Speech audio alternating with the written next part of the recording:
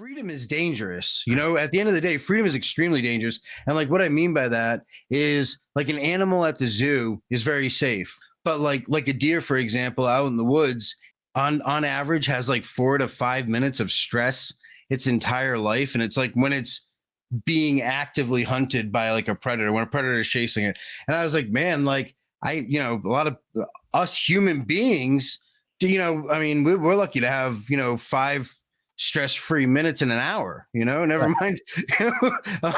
So I mean, that's a big thing. So I think with freedom, I mean, definitely comes more danger. Like people like, oh, cryptocurrency is dangerous. Someone can steal your wallet. I was like, man, someone can steal your identity. Like at least it's not centralized in one location, and you got a bunch of corrupt people that are the ones taking care of it. Like at the end of the day, I'm very much for that. I would rather have the former rather than the latter. This week on Monero Talk is sponsored by Cake Wallet. Store, send, receive, and exchange your Monero and Bitcoin safely on iOS and Android too. Cake Wallet is open source, and you always control your own keys. And by StealthEX, an instant exchange where privacy is the top concern. Go to stealthex.io to instantly exchange between Monero and 450 plus assets without having to create an account or register and with no limits, making StealthEX a simple way to purchase Monero with crypto anonymously. Monero Talk is also made possible from contributions by viewers and listeners like you. And supporting us is easier than ever. By typing in monerotalk.crypto in your monero.com or Cake Wallet send address field to send us a tip. This week on Monero Talk. Douglas Tuman interviews Sam Bent, also known as DoingFedTime, an ex-Darknet vendor and admin who now educates the public on operational security and privacy. The two discuss the initial challenges of becoming a public figure after years of working from behind the scenes, why freedom comes with inherent danger and responsibility, how Sam developed his philosophies of freedom at a young age, the problems with public education, dangerous ideas, saltpack, and the vulnerabilities in PGP, Sam's story of becoming a Darknet vendor, his OpSec recommendations, why vendors still accept BTC, and more. Monero Talk starts now.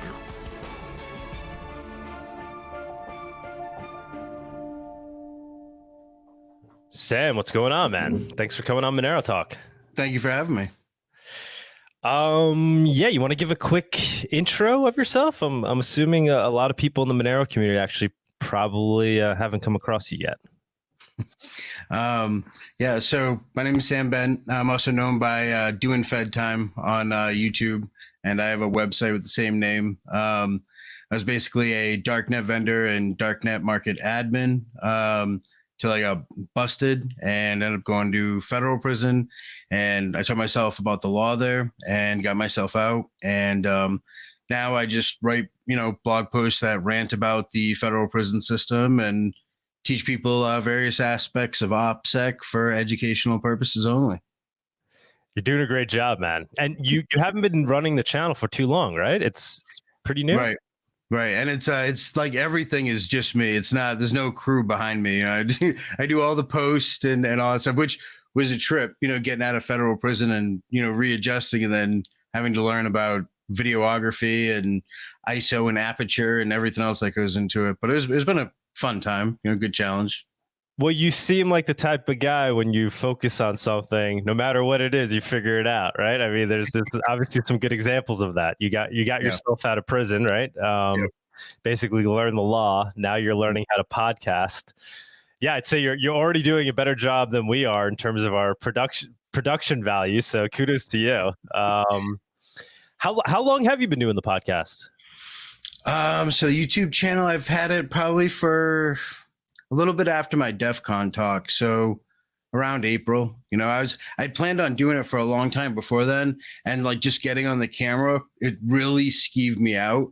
Cause my whole background was the guy in the shadows, like I'm a Darknet vendor. I'm quiet. Before that, I was in the hacking community. So I've very much been a lurker kind of in the background, definitely no social media ever, if I did, they were just like, bogus accounts for doing open source intelligence gathering kind of stuff. Yeah, I mean, after my DEF CON talk, talking in front of 2,500 people or however many it was just insane.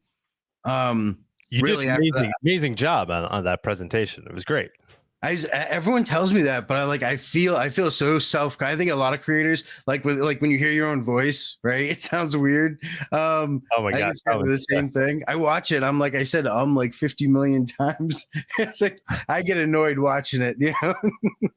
I can't listen to any of my interviews, which sucks. Like I want to hear the other person, but I just cringe when I listen to myself. I'm like, oh my God, stop. Yep. I'm the exact same way. Yep.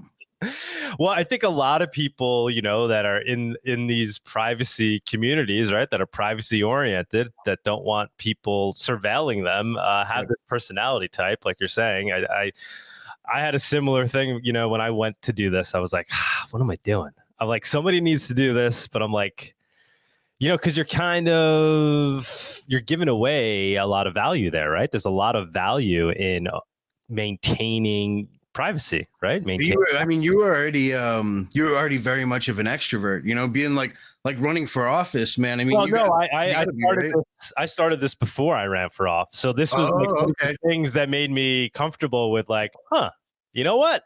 I'm already out there. What am I going to lose now? I'm already out there as a Monero guy. But yeah, it was that initial getting into doing podcasts and YouTube shows. Yeah, that happened before the running. But yeah, no, there's a lot that's lost, right? Like when you become a public person, you lose, there's a lot of value lost, right?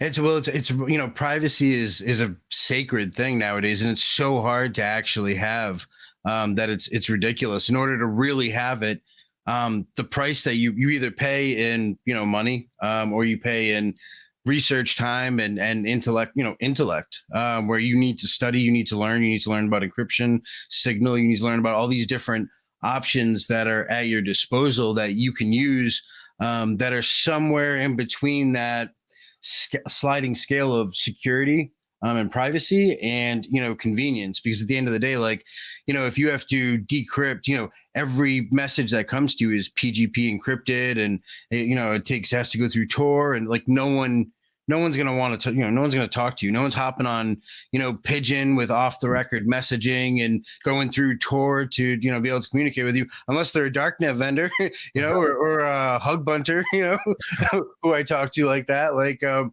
That's really at the end of the day, the only way that you're going to be able to really do that. But there are definitely ways like Signal, there's a ton of messaging apps out there that kind of allow you to have that semblance of privacy. And I think any app that you kind of see people get scared of, kind of like when you tweeted about that that I think it was a New York Times article with a guy. Yeah. Yep. He says, hey, this is dangerous. All right, awesome. At the end of the day, freedom is dangerous. At the end of the day, freedom is extremely dangerous. And what I mean by that is an animal at the zoo is very safe, right? A giraffe isn't going to get eaten at the zoo. But like a deer, for example, out in the woods is completely free, and it's running around, but it's very dangerous for that deer because there are predators out there. Right. So, the more freedom that you, it's also living its best life, right? In that moment, it's worth the risk, right? Yeah, I think I saw an estimate one time, and they were talking about how a deer, on average, has 4 to 5 minutes of stress its entire life, and it's when it's being actively hunted by a predator, when a predator is chasing it. And I was like, man, a lot of us human beings, we're lucky to have 5 stress-free minutes in an hour, never mind. So that's a big thing. So I think with freedom, definitely comes more danger. People cryptocurrency is dangerous. Someone can steal your wallet. I was like, man, someone can steal your identity. At least it's not centralized in one location, and you got a bunch of corrupt people that are the ones taking care of it. At the end of the day, I'm very much for that. I would rather have the former rather than the latter. I can't stand credit card companies, or and I'd much rather go or just crypto, but that's such a dangerous thing, cutting out those the financial terrorists that have owned, that ecosystem for so long now that, again, like I said, with the best way to rebel is to do it intellectually, because, if you try to rebel with guns or firearms, at the end of the day, like, you're going up against a military that has drones, autonomous drones. They have, who even knows what the capabilities are, because it's classified. No one knows. We got a small glimpse of it with Snowden, but you're going up against such a big enemy, and I think you're much more effective when you do it in an ethical, like, nonviolent way, where you use your intellect and you maintain that high moral ground. And, that high moral ground is just wanting to be free. It's an inherent human right for you to be able to be free, for your body to be free, for you to be able to make your own decisions. And you have people out there who are definitely very well motivated not to allow that to happen. I think throughout history, we've seen that, whether it was like Lincoln saying, hey, I'm going to create the greenback, and he, his brains get blown out. And, Kennedy's like, hey, I'm going to enact Executive Order 11111 and, audit the Federal Reserve. And, he dies the same way. Bankers are the wrong people to mess with. They don't care about money. They care about power. And I think that's a big issue that exists. And I think that's probably one of the biggest forces that, freedom has to compete with, is that small group of people who always wants to control everything. But I think through intellect, for example, the invention of cryptocurrency did, amazing feats in striving towards freedom when we're getting to a point where everything is locked down, everything is trapped, traced, categorized, and it's, with everything that happens like that, you have counters to it. I see it. It's kind of like watching the battle for the last 200 years between a master thief and a master locksmith. Mm-hmm. The lock, the thief, he figures out a way to get past the lock. The locksmith improves it. Every year, Medico's like, the lock we're releasing this year is unpickable. And by the end of the year, some master locksmith picked it, got the $50,000 bonus, and now Medico has a better product. So it's that's kind of the evolution that I see throughout history. But I see it happening with technology and access to information more rapidly. And I feel like at the end of the day, you have this rapid evolution, but sometimes it's a rapid de-evolution when you're talking about things like, people getting absorbed into things like social media and becoming obsessed about it, and, not learning about things that really matter, like, what's the difference between a right and a privilege? If, are you obligated to answer your door for the police? At the end of the day, it's like, if I came up to you and I was like, hey, listen, Doug, it's great to meet you, man. Listen, anything you say to me, I'm going to hold against you. You want to have a conversation? Like, and that's how people should look at it with law enforcement, because that's the motivation at the end of the day, that's what they're going to do. They're not your friend, and I think that image is an image that's, relatively new in our society. I think if you look back at like Norman Rockwell, those paintings of like the policeman kneeling down, helping the lost child, helping that child, find their parent, that's a peace officer. That's what I call a policeman, as opposed to what we have nowadays, which is a police officer who's really just a tax collection agent. Like, your kid gets lost nowadays and he finds them. He's going to stick them in a foster home, or he's going to get molested, and he's going to stick you in prison, and they're going to hit you with restitution and seize your property and give you a fine. So that's what it is. And I couldn't agree more with everything you're saying. Where do you get your philosophy from? Obviously, it comes from you, but was there like something you've read growing up, or was it always in your bones? I mean, I feel like, me personally, right? Like I've always had these thoughts of liberty and feeling it when my liberty was being taken away, whether it was, whatever it was, but, dealing with the government in some way and feeling like they were, have you always been like this, or was there kind of a transitional moment? But What was kind of Yeah, I mean, in school, so I was a great student, but they put me in like the special education class because I would ask questions, they'd be like, oh, why do why are we doing this? And they'd be like, oh, it's just, that's the way things are. I'd be like, some answer, there's a reason why, and it's kind of like when when they're telling you, the revolution was fought, over religious freedom. And I'm like, well, what about this quote right here, from Ben Franklin, where he says, like, the primary cause of the revolution was over the interest-backed currency, And they're like, oh, it was about freedom. Like, stop arguing. You're being argued. It's like, at the end of the day, that kind of friction doesn't go well, especially like, their job in public schools anyways, is to regurgitate whatever, because they're government funded, whatever the government has told them to say. I mean, you can Google any teacher who deviates from that curriculum is probably not going to be a teacher for too long. The propaganda in public schools is disgusting. I think it's absolutely, I think it's horrible. And that's why, but again, like, that's why you see, like, I remember looking up with my children, I looked up homeschooling versus public school and private school. And like, looking at those comparisons, like, I remember I found an infographic one time. The first thing it said, so the top 3 professions of people who homeschool are doctors, lawyers, and small business owners. And I was like, oh, that right there, I mean, tells you so much, and then, like, I'll talk to your average person. I'll be like, oh, what about socialization? I'm like, listen, classical, like, for the last 5,000 years, classical education was reading, writing, and arithmetic, right? It wasn't sex ed, death ed, phys ed, like, none of those, anything they tack on the word education to is not education. Classical education is comprised of those 3 things: reading, writing, and arithmetic. And with those 3 things, there's nothing you can't learn, but you should have the freedom to do it.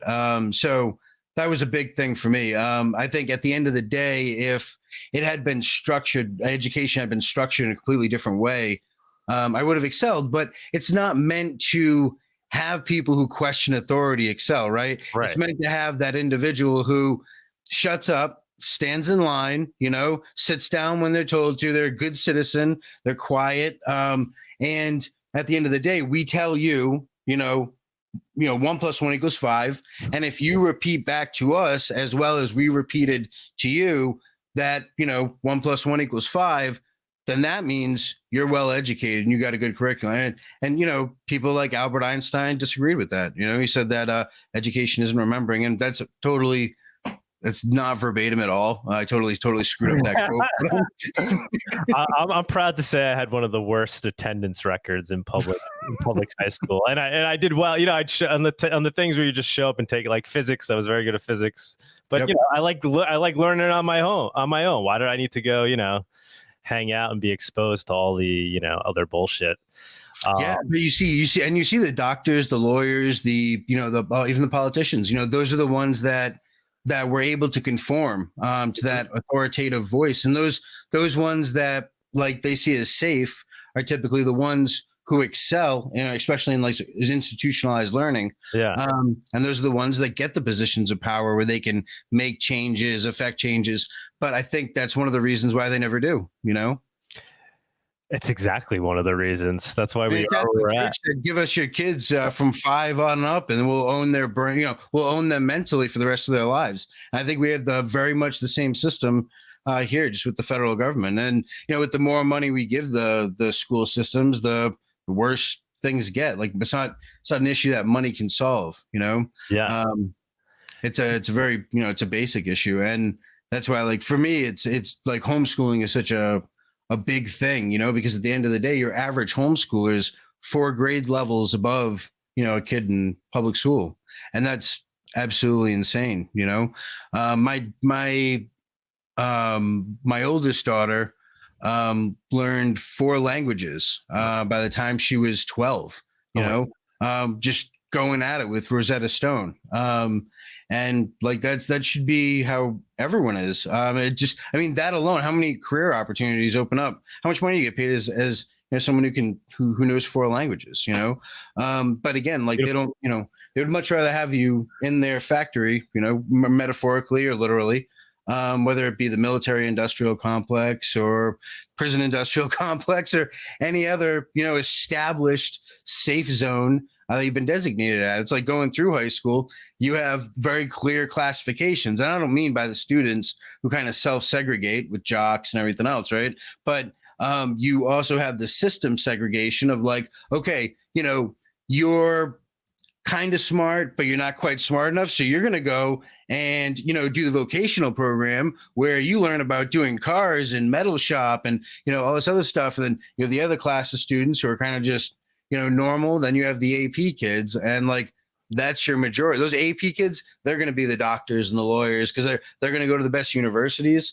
and they're going to get the most opportunities that are available to them. And a lot of that's based on behavior. They say something like 70% of your personality dictates your salary, because if you don't have a personality, you're not going to have a salary. If you can't get along, I mean, even if you're working in a cemetery digging ditches, if someone comes by and you tell them off, you're just not going to have a job for long. So, it's like, and the more you can deal with people, the more you're going to get paid. And that's why, Rockefeller paid Carnegie like $1 million a year in 1920 was to deal with other men, because he said that's the most valuable skill, in the world. And at the end of the day, I think you have a whole bunch of, social engineers who just micromanage good parts of the population and, have them enshrouded to a point where now you see like the internet for a long time now has been kind of waking people up out of those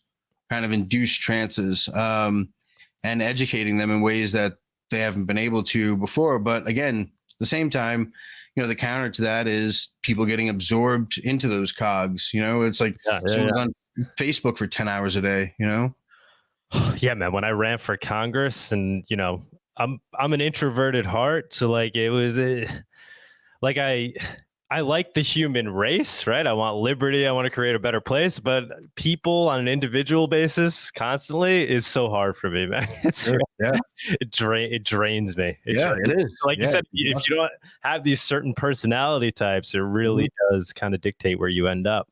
And that's another thing. Yeah, I think everyone, that's something everyone should do. Like if you're listening to this show right now, one of the things you should do, go hop on 16personalities.com. You don't have to pay for anything. Hop on it. Go and take that test real quick. You answer a couple of questions and then read it afterwards and watch how freaked out you get. Like it'll end up telling you stuff about yourself. You're like, oh, I always knew like there was a reason why I thought this or why I did that. And it explains it perfectly. And it kind of, I think the more you know yourself, the stronger you are. Just like the more you know, the more powerful and dangerous you are. Focus on those things and you know what your weaknesses are. So what was yours? Do you know if like a summary? What did it say about you? The personality. So I'm an INTPA. So I am like 98% introverted. And my personality type is called the logician. So that basically like trying to troll me is very difficult, because I'm definitely a logician. Oh my God. Are you were you born in October? Yeah. Yeah, me too, man. October. Yeah, 16th. Yep. Oh, the 15th. Hey. my son was born the 19th. Okay. Wow. Nietzsche was born the 15th. That was one I looked up. No kidding. Yeah, man. We're in good company. Yeah, a bunch of Libras, master air signs. We don't get along with everyone, but we're all introverts, so we hate everyone kind of too. We have our own minds. We don't want to be bothered. Leave us alone. We want to be left alone. So, yeah, but I mean, you can't, right? I mean, that's why me and you are both here right now. It's because at the end of the day, like we've learned something, or there's some, spark in us that is like, we definitely want to do that. Like, I would much rather be, studying right now. But at the end of the day, like talking about the stuff that we're talking about takes precedent, right? Like, I mean, at the end of the day, if you're reading a book and you see a kid drowning, like you got to put down the book, and I think like at the end of the day, obviously that's not the literal comparison, but definitely, it's a kind of an equitable metaphor or simile. I don't know what it would be, but a comparison nonetheless, that we can make, is that at the end of the day, there's much bigger, more important things going on. And like, there's stuff that we can point out that we can say, hey, this is wrong. Even though if we don't have to know a solution to everything to say, hey, I disagree with this. Like someone's like, oh, well, maybe XMR, it's not the end all. And like, all right, yeah, it's not the end all, I mean, in like 20 years, there'll probably be something, hopefully that's even better. And hopefully it never stops evolving and becoming better, because, what we're talking about, is really a road to a type of freedom, a form of freedom. And that's something that hopefully never stops, evolving. But that's something that a lot of the people who control, the financial institutions and things like that, they would love to see end, that innovation, that human, and like, go read 1984. It's a great example of that, when he asked him, like, what do you envision for the rest of the world? He's like, boots stomping on the face of humanity, and I think a lot of the people who control these systems, that's kind of their viewpoint of the world. Yeah. And I think a lot of people like you, like me, who encourage freedom, who try to empower people with knowledge, which is is something that costs nothing to impart, but time. But at the end of the day, knowledge is, in my opinion, the most valuable thing, in this world. And people will be like, oh, no, gold is, or Bitcoin or whatever. And I'm like, dude, like with the right knowledge, man, you can make plenty of that, So, yeah. And you realize you don't need it when you have enough knowledge and wisdom, right? It's like, wait, what is life really all about? Right. And self-sufficiency, that's a real thing. I mean, at the end of the day, man, you can really go buy an acre of land, buy a Pacific Dome, build an Earthship, whatever you want to do, and make it so that you're completely self-sufficient and you have no overhead. And it's like, at the end of the day, if you have no overhead, if you have no mortgage, no water bill, no electrical bill, if you have none of that, then you have no actual need to, work a 9-to-5. So instead, you can invent, or you can build things, or you can explore what it is you're actually interested, and in turn have a chance to explore your humanity. That's why I love and property. Yes, but it's becoming harder and harder to have that, right, in a real way, where you have it, it's yours, it's your land, nobody can take it away from you. Yeah, that's what I love about Monero. It's obviously not property in that sense, but it is something that can't be taken away from you. That's one of the things I love. I mean, it could, but it's very difficult, right? It's very hard for somebody to confiscate it. That's one of the things I love about Monero. Yeah, I mean, like at the end of the day, you go and get a cold wallet, put it in an SD card, and then take a take a knife or take a flathead screwdriver, unscrew a door hinge, and take that screwdriver and hammer, boom, boom, boom, boom, boom, boom. So you make a little slot in the wood and stick your SD card right in that little slot. Put the hinge for the door back on, screw it in. That's a great safe. No one's gonna find that. No one breaks into your house and goes through your door hinges. 100%, man. So I'd rather keep it there than in a bank. Yeah. I mean, you got to be careful. We just saw. Actually, I haven't been following it too closely, but yeah, there was that Bitcoin dev that lost his Bitcoin apparently, but I don't know if it ended up. Oh, the FTX thing? No, not FTX. It was what's the guy's name? He was one of the core devs in Bitcoin. That sucks. Like 2 days ago, he said that he lost his Bitcoin or something. Like somebody hacked him. Or, I mean, it's not fun. I feel bad, but like it just shows like so this guy fucking it up. That's the side issue. That's what that's the deer, man. That's that freedom right there. At the end of the day, you're free, but you better stay on top of that OpSec. This isn't PayPal. This isn't a bank, which is FDIC insured. You know what I mean? Like this, it's on you to take care of yourself, not the government or some centralized corporation. You want to escape the matrix, you have to be your own man. You have to take the responsibility of the that comes with being free. And that's multifaceted. Yeah, absolutely. So, one of the points earlier points you're making just about like, where we're headed and kind of these 1984 vibes. And, things seem pretty dismal. And then we had crypto. I mean, so what do you think about that? What do you think about this concept of encryption in general? Is that is that the great savior? Is that all, do you think that's what will allow us to maintain our liberty in the digital age? You think ultimately liberty wins because of encryption? Is that where we're at in time? I think liberty ultimately wins because it's going to be the dominant force in the human spirit that drives. I don't think encryption, is going to is it has no spirit, right? It's like it's an inanimate object. So it's a tool that we can use. Yeah, absolutely, yeah. But I don't think it's going to be like the flag that we plant on top of the mountain because at the end of the day, we look at the that comparison of the master thief and the locksmith. We'll get to a point where that encryption's broken, and then, what'll happen is we'll evolve and we'll switch it up and we'll do something else and we'll get better.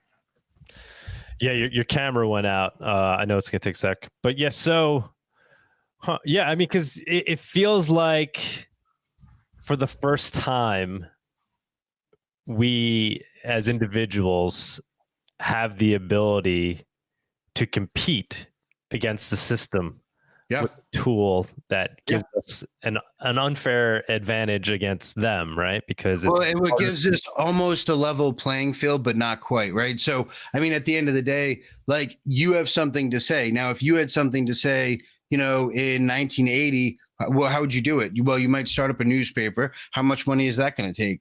Nowadays you can hop on and, make one TikTok or hop on Twitter or, hop on YouTube and make one video and reach, 200 million people in an hour. I think if you went and you met a new person every 2 minutes your entire life, it would be interesting to see if you would even meet that many people throughout your whole life, whereas nowadays, you could literally hop on a phone and, do it in 10 minutes and have that effect. So I think they're all useful tools. And it's like any other tool, right? Whether it's a hammer, a gun, like anything, it's all in how you use it. And if you know how to use it well, and the better you know how to use it, the more dangerous you are, or the more effective you are or efficient you are, with that. And I think, the amount of tools that exist for us is something that's like almost incomprehensible, right? Like, just looking at it from like an offensive standpoint, like if you download Kali Linux, right, which is a hacking distribution, if you do that and you just look at the tools that are in it, there's a mind-blowing amount of tools. And it's like, how many tools are on GitHub? Like it's absolutely insane. We have an unlimited amount of untapped power that exists. So I don't think there's a specific end all, because I think for any one thing, like that thing can be taken out, can be captured, can be corrupted. So I definitely wouldn't say that I don't think that there's a specific thing that's an end all. And I would say that even when it looks hopeless, you're always going to have some kind of light at the end of the tunnel. And sometimes it's not even intentional. I mean, the internet was never actually designed for this, it's like, but there's like even Tor wasn't originally designed for drug trafficking. It was designed for spies to be able to talk, but they realized the secret network that only spies are on makes it pretty easy to track the spies. So they gave it to everyone, So, but in doing that, they gave us a very powerful tool, and people that use it and abuse it. But again, it's always going to be the same. There's always going to be people who do that no matter what the tool is. There's going to be a wacko who stabs people with a screwdriver. You can't ban the screwdrivers. You know what I mean? It's not realistic. It's a dangerous world. I don't have to stab you with a screwdriver. I can beat you in the head with a rock. You're going to ban those? I mean, it's just, we don't live in a world where adults are children. And I think at the end of the day, a lot of the times that's kind of how we're treated in modern society by the government and the news media. And that's how people are kind of portrayed that they have to be protected. And at the end of the day, it's a really bad way to be, whether you're the guy who lost his BTC or you're the person who calls the police station because someone's breaking into your house, but they're busy with some, other big thing across town, You're much better off knowing how to defend yourself, whether that's, physically or, when it comes to cybersecurity. Again, it's your life to protect, and you have an inherent right to life and freedom and privacy, but you have to exercise that right. Like no one can take your rights because they're given to you by God. So if someone wants to take a God-given right, they have to prove they're God. They have to prove God doesn't exist, or they have to prove that they're an intermediary for God. Now, someone can intimidate you into not exercising your rights. So like if you're talking and I say, shut up, and you stop talking, then you've chosen not to exercise your right because you've been intimidated by me. Now, we only have the rights that we're willing to fight and die for. I feel like that's extreme. It is extreme. So wasn't what the founding fathers did. It's all, that's what it is. I mean, in order for it to work, that's how it has to be. It's like when I think it was Moxie Spike came out with, Signal, that's extreme, encryption, is extreme. Like the US government in the 90s saying, hey, listen, encryption's illegal, and hackers saying, okay, cool, and printing out books with the code.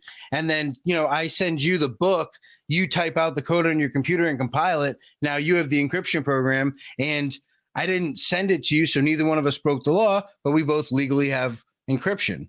The crypto wars between the hackers back in the 90s is what I'm referencing. My point is that innovation, like trying, going kind of like to V for Vendetta, trying to stop an idea whose time has come is it's impossible. And ideas are bulletproof. So at the end of the day, if you want to do damage, if you want to free people, put ideas out there because it's the most dangerous thing that you can do. Yeah, we had Zimmerman at Monerotopia in Miami, the creator of PGP. That's awesome. Are you gonna come down to Monerotopia? What do you think? I hate planes. Oh yeah.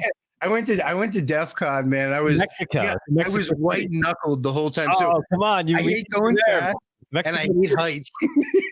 I'd have to be like on like a horse tranquilizer to get on the plane, and I hate drugs. How ironic is that?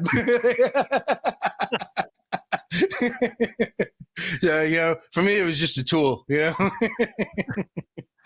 You are hilarious, man. But so as far as PGP goes, for any of those of you out there who are listening who are using PGP, I suggest you guys look up vulnerabilities with PGP because there's real life vulnerabilities and there's theoretical ones. And one thing that people should check out, and it's free, is it's called saltpack, and saltpack helps alleviate some of the issues that exist inside PGP that can lead to a possible compromise. So I don't know enough. I'm definitely not well educated on this topic, but I have a friend of mine who his name's Seaway12C. Actually, he has a YouTube channel too. But he's telling me a couple of days ago about how with PGP, I'm going to totally botch the explanation of this, but I'll try it. Like if I write a message that says, hi, Danny, how you doing today? Then I write another message that says, hi, Paul, how you doing today? And all these messages have kind of the same content, but little things are different. Sometimes the structure of the encrypted message will be kind of the same. And because of that, they can kind of be identifiable. And when we start getting into like, well, the government has these computers and they're classified because they're so powerful, that might be an actual issue. So there's a thing called saltpack, which is something that counters a lot of those vulnerabilities. So how good do you think technology currently is from our side, the users, those seeking liberty that just want to transact peer-to-peer, that want to buy and sell things peer-to-peer, communicate peer-to-peer? Do you think it's good enough where, I mean, obviously you were doing it and, you ended up in federal prison, but was it because of the tech? Or, I mean, what do you think the tech is good enough for people to kind of truly opt out at this point? Yeah. I do, and I think we have enough tools to be able to do that if you're inventive enough. Like I said, even just like if we're talking about like home hacking, where it's like, you know, at the end of the day, you just make it so you have no overhead, whether that's an acre of land and like a Pacific Dome or a yurt or a Earthship, like so you have that ability to absolutely do that. People have done it, you know, so it's something that's been proven. But so with me, with my case, I got caught because I had specific policies and protocols that I implemented with my one employee, which was my cousin, and she didn't follow them. And because she didn't follow them, that's what led to our big issue of being raided. But when I had structured my business, because I had been in cybersecurity for so long, I had looked at it from that kind of standpoint. And when you work in cybersecurity or you work in IT or you work in like those kind of adversarial fields where you have like, they call it like red team and blue team. It's kind of like us versus them, good guys versus bad guys. You learn to kind of do vulnerability assessments and those kind of things on the fly. So it's really a natural fit going into something where OpSec is a real thing that matters. Because you already know about encryption. You already know about security best practices. So it's just a matter of implementing them. So my OpSec was great. And on my DEF CON talk, I'd actually showed a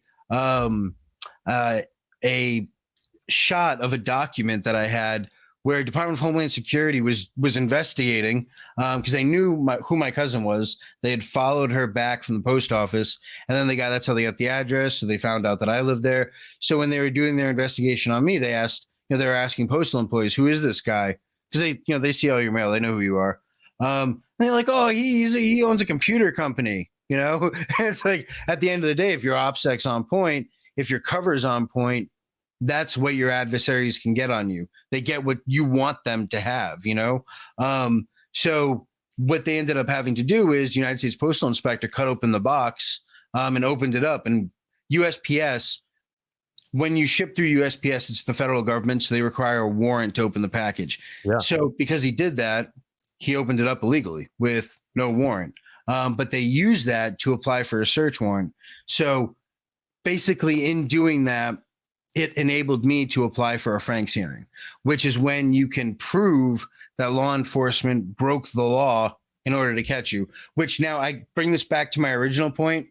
When you structure your business properly and your aim is security, and that's your main goal is security, and you have a background in that for 15 years, you should be able to play that chess game to a point where you can put your opponent into a corner where you know they have to act a certain way in order to get out of it. And that's exactly what happened in my case. And they did exactly what I wanted them to do. The downfall was that the one person, my cousin, didn't. So she had already talked. And because she had already talked, I was guaranteed a conspiracy bid, which means, I could have gotten a mandatory minimum of 10 years. And the prosecutor was like, listen, I'll give you a mandatory minimum of 10 years, or I'll give you a maximum of 9 years. I don't want to go to this Franks hearing. And I'm like laughing. I'm like, yeah, I bet you don't, like we could prove that, you guys broke the law, and that's why it was granted. Like a Franks hearing is extremely difficult to get. And we got it. But again, like but you didn't go through on the hearing, is what you're saying, right? Right. The feds have a 99% conviction rate. So it's like me and you sit down to play chess, and I'm like, hey, listen, Doug, all my pawns are queens. I hope you're cool with that. Oh, by the way, if you still checkmate me, I get to reset twice. Like it's even when they break the law, they can still get away with it because that's the structure of the system. Mm-hmm. That's how it's set up.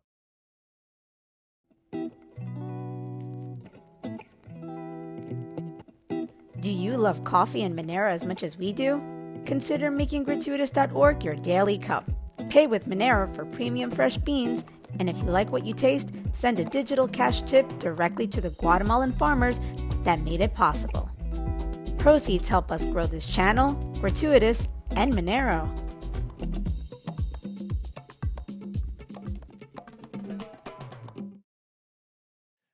What compelled you to get involved in this stuff in the first place? Obviously, you're a big liberty guy, right? All these things we're talking about. Is that kind of what led you there? You're just like, well, whatever. I have the right to sell whatever the hell I want, so I'm just doing it.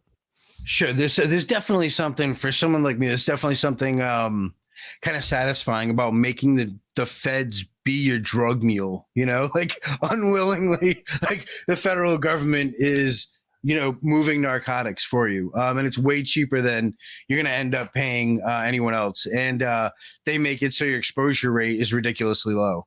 But it was just desperation. I was in a really bad situation with a woman that I was with, and I just wanted to get away from that. But I wanted to get into, like, I didn't want to just leave, because I had 3 children. So like at the end of the day, I can't just leave them, so I need to have a plan. So I was like, well, I need to make money. I need to make it quickly. And then going into that, I have my objective, right? And now that I have my objective, I have tunnel vision. So I'm going for that. It's like, what do I need to do this quick? I know I can make money doing this. So what do I have to do? Well, I have to know about how to ship packages. I have to know, all the logistics of it. I have to understand as much as I can about law enforcement investigations. All these different things. I have to learn about permeation and, drug shipping and what works and what doesn't work. And that was such a big task that at the end of the day, when you get that tunnel vision, you're like, well, wait a minute. If I just make videos, or if I, get a regular 9 to 5, the same thing's possible. It'll just be slower. Now I lived in rural Vermont, so there really was no jobs to speak of around. So that was one of the primary causes that I was like, I'm going to do at the end of the day, if this is what I have to do to have a decent home for my family, for my kids, then this is what I'm going to do, and if that means, and like I had looked up the laws, right? I had looked up other darknet vendors, seen what they were sentenced to. I was like, all right, so it's between, 5 and 20 years, so don't get caught. It's pretty good motivation, and again, the numbers, all my OpSec was on point. So it wasn't that, it was the lack of supervision. And that's the thing, when you're playing a game where you can't make any mistakes, but your enemy can make 1,000. It's a very difficult thing to do. It's possible, but it's difficult to do solo. And at the end of the day, if you have, that one person, it opens up a whole world of vulnerability, because if they are not consistent, then that's all it takes. And that was all it took, in this case, it took that. And then it took, her telling on me at the end of it. So ethically, how did you kind of negotiate it in your own mind? I mean, it's free market. I'm selling, it's a victimless crime. I'm selling hallucinogenics, and if people want to buy them. Yeah. So at the end of the day, we're free to do whatever we want, and prohibition does nothing. You know what prohibition does? It makes it so that there's less people selling it, which makes it more valuable. The best way to, make a drug lord or a crime lord or an extremely powerful criminal is to make something illegal. And great example of that is Al Capone. At the end of the day, he was only, a multimillionaire because it had been made illegal. Had alcohol been legalized, it would have been much more difficult for him to get to those heights and make that, that much money.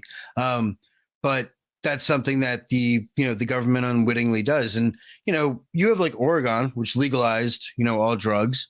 You have, in history, we've had all narcotics legal. So there's actually no reason to not do it. We've already done it. And if you look at other countries, they have nowhere near the criminal justice statistics we have. And at the end of the day, you take a guy who gets popped for drugs, right? And what do? Well, you throw him in jail, you throw him in prison, right? Well, who's in jail and prison? Well, there's rapists, murderers, serial offenders, violent criminals. And now this guy who just wanted to smoke a little weed or, talk to God through mushrooms. Now, he's learning how to make knives, and, put a lock in a sock and bash someone's brains open because, they're going to take his commissary. So this is what we create. And at the end of the day, this is, that proliferation of prison culture is why, we have 5% of the world's population, but 25%, of the world's prisoners. And that's we incarcerate more people than any totalitarian government ever has in history. And I think I think it's asinine given the level of intelligence and capabilities that we actually have in this country, that we feel the need to do that. You look at something like 70 to, I want to say it's like 60 to 80%. It varies. It goes up and down. Is the amount of people that are in federal prison for drugs. So like, what would happen if like we mandated those people? Listen, instead of doing that, what has a higher ROI? Because if you're about money and you're selling drugs, you're like, oh, I'm about making money. All right, cool. Check this out. A legit business. You're never going to lose anything. Well, you might lose the whole business if you do it wrong. But at the end of the day, if you can run a drug empire, you could probably run a reasonable business. You have a little bit more paperwork, but no one's going to try to shoot you in the head. No one's going to try to rob you. You don't have to watch your back with the cops, with confidential informants. So my point is those people are capable, right? So what happens if we put them in business school or, give them something productive or constructive to do that benefits society as well as the individual, and at the end of the day, those things exist. I mean, you have countries that, have 5% recidivism because they give people educations. And it's like, at the end of the day, when they had the no frills for prisoner bill that got passed, which killed Pell Grants, which Pell Grants basically were your ability to go to college in prison and have it paid for. And people are like, why should federal prisoners, or state prisoners get to go to college for free? That's a great question. And at the end of the day, my rationale would be because it's a hell of a lot cheaper than having them come back and stay in prison for another 30 years. Plus, at the end of the day, when they get out, they're going to be angry and they're coming to your neighborhood. Mm-hmm. This is a guy that was stabbing people in the neck to survive. You want to walk past this guy, like he's, this is who you want in your community. I would much rather have, highly intelligent business entrepreneurs who want to invent, make things, and you know what I mean? And at the end of the day, you have sociopaths and psychopaths who are never gonna, want to do that. You're gonna have people who they're gonna kill, they're gonna rape, they're gonna rob, they're gonna, they're just gonna do that. And that's unfortunate, but those are the people I feel that prison is for. The people who are actually dangerous to others, not the people who are, smoking weed or even just shooting heroin, man. Like, I don't agree with any of it. I don't do any of that crap. But at the end of the day, I'm not against someone else who wants to, because it's their decision what they do with their body. Like, if I want to cut off my pinky right now, I can do it. I shouldn't, it'd be painful. But I can if I want to, because I own my body. You don't own my body, so you can't dictate what I do with it. And I feel that that's a universal truth, no matter what it is, whether it's, you saying I want to do this drug or I want to drink or whatever, at the end of the day, we don't have a right to dictate over someone, unless it's a minor, obviously. But like, we have no right to mandate what someone else can do with their own body. And like, for those people that would argue, well, if you let people get high and stuff, then they'll wreck and they'll kill people and cars. And all right, that's what the police are for. The police are meant to be reactionary, not proactive, and if I arrest you because you might do something, it's pre-crime. You haven't committed a crime yet. It's like, if I give you a speeding ticket, but you've went from A to B and you haven't affected anyone's life, liberty, or property, which, those are the things that are crimes, right? And the Constitution is when you affect those three things. If you haven't affected those three things, you really haven't committed a crime. And it's like, at the end of the day, who do the police take an oath to? It's not like the state laws, it's the Constitution, right? So like, why are you extorting citizens at gunpoint on the side of the road? Because they went 5 miles over an arbitrary speed limit and did no damage to anyone. Then you're going to put on emergency lights to stop them? Is it an emergency? Like, how does this qualify? And, at the end of the day, it's about revenue. And that's why it exists. Mm-hmm. And that's what it's about. And it's about social cohesion and control. It's like, why do we go to war every 10 years? It's beneficial for social cohesion. Anytime you have a united enemy, it's much easier to bring society back together. If me and you are like, hey, listen, man, the feds are going to come kill us. We got to tell everyone, we're going to get along a lot better. And because we're in a bad situation, honestly, we're probably going to bond a lot better. And that's why you see like guys in the army, some guys in prison, when they get out of those bad situations, they're friends for life. The guy you met at the club last week, you don't even know his name. You know, because those are the things that matter, though. Those bonds, those ideas, fighting back and fighting for what you believe in, 100%. is, to me, that's what's important. Life's too short not to do it, right? So you think like dark markets and things like Monero, tools like Monero, are